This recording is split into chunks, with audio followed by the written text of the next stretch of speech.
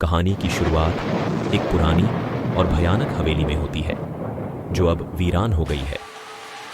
यह हवेली एक समय में शाही और आर्थिक दृष्टि से समृद्ध थी, लेकिन अब इसके पास केवल भूतों की भूमिका रह गई है।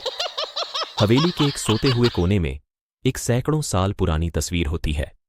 यह तस्वीर एक युवा महिला की है जिसका चेहरा अदृश्य है, लेकिन उसकी आंखों में एक अद्भुत चमक है जो किसी अनजान रहस्य का संकेत देती है। हवेली के विद्युत और पानी की सप्लाई कट चुकी है और एक रियल एस्टेट कंपनी ने इसे बेचने का निर्णय किया है।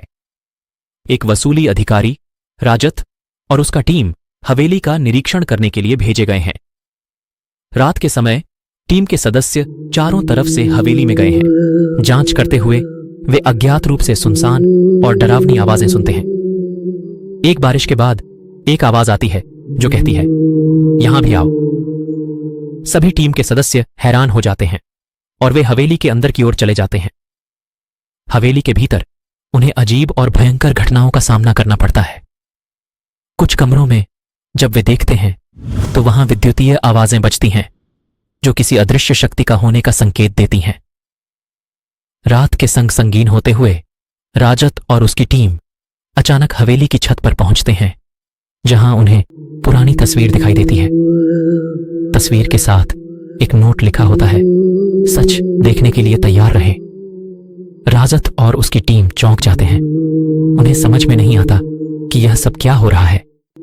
चारों तरफ अदृश्य शक्तियों की भारी ताकत महसूस होती है जो उन्हें हवेली के अंदर खींच रही है।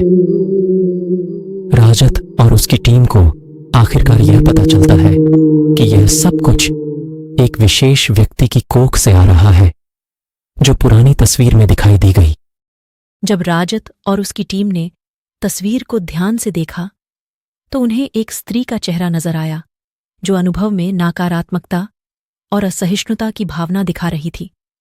तस्वीर में उस महिला की आंखों की ओर ध्यान देने पर उन्हें एक चौंकाने वाला सत्य सामने आया।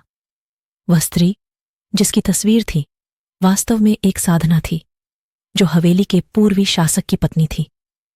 वह अपने पति के राजनैतिक और नैतिक दुष्कर्मों के खिलाफ खड़ी हो गई थी और उसने उनके खिलाफ आवाज उठाई थी। परिणाम स्वरूप उसके पति ने उसे हवेली के अंदर बंद कर दिया था, जहां उसका आत्महत्या कर लिया गया था। हवेली के अंदर बंद होने के बाद उसकी आत्मा ने अपनी भूमिका स्थानांतरित की और वह वहां अविश्वसनीय शक्तियों का प्रतीक बन गई।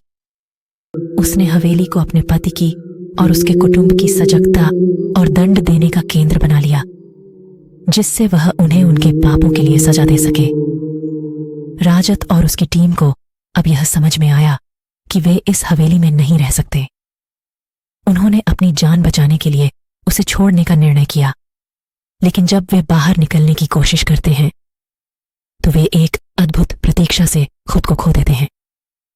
इस अनोखे परिस्थिति में राजत ने समझा कि वे केवल उसे प्रसन्न करके हवेली से बाहर निकल सकते हैं। उन्होंने अपनी टीम के सदस्यों को मंत्रों और प्रार्थनाओं का उपयोग करके आत्महत्या की साधना की, जिससे वे उसके द्वारा प्रसन्न हो जाएं।